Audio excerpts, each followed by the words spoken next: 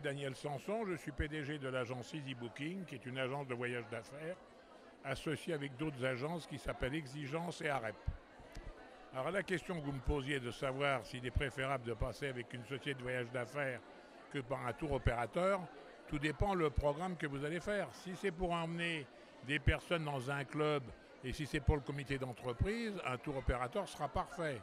Si vous voulez faire un voyage spécialisé parce que vous voulez connaître le Vietnam à pied en trekking, etc., peut-être que ça sera un tour opérateur qui sera parfait. Mais pour le voyage d'affaires pur et dur, où on veut de la créativité, où on veut trouver des produits et des solutions, comment dirais-je, des choses que vous ne trouverez pas dans un livre et qui sont créées spécialement pour votre société, il faut prendre des gens qui sont spécialisés. C'est à peu près pareil comme si je vous disais qu'est-ce que je préfère, Alain Ducasse ou McDo.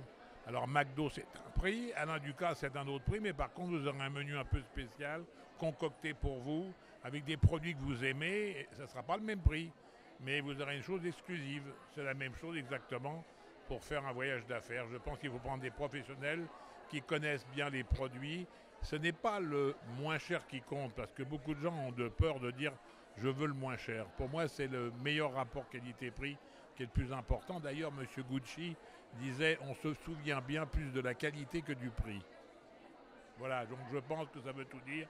C'est le meilleur rapport qualité-prix. Et je pense que pour un voyage, le défaut de beaucoup de sociétés, c'est de viennent nous dire je n'ai que 2000 euros par personne ou que 1000 euros, et pour 1000 euros, je vais aller à Papette ou à Tahiti. Ben, pour 1000 euros, c'est pas possible. Donc il faut mieux demander aux experts j'ai telle somme, qu'est-ce que vous me proposez d'original à faire par rapport au prix que vous disposez. Je pense que c'est la meilleure solution et malheureusement, on nous le propose rarement, ce qui est dommage, parce que là, on donnerait beaucoup d'idées qui ne coûtent pas forcément cher et qui sont waouh, comme on dit.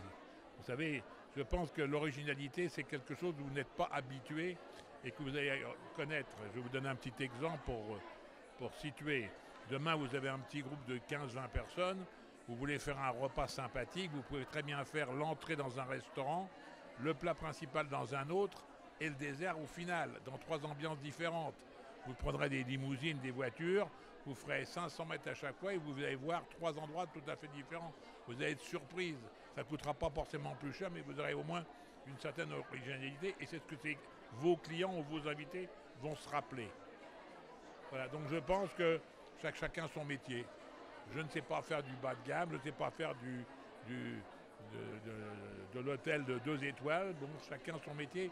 C'est comme les cuisiniers, je pense. Voilà. Donc ça ne coûte rien et je pense que le meilleur, c'est le bon rapport qualité-prix.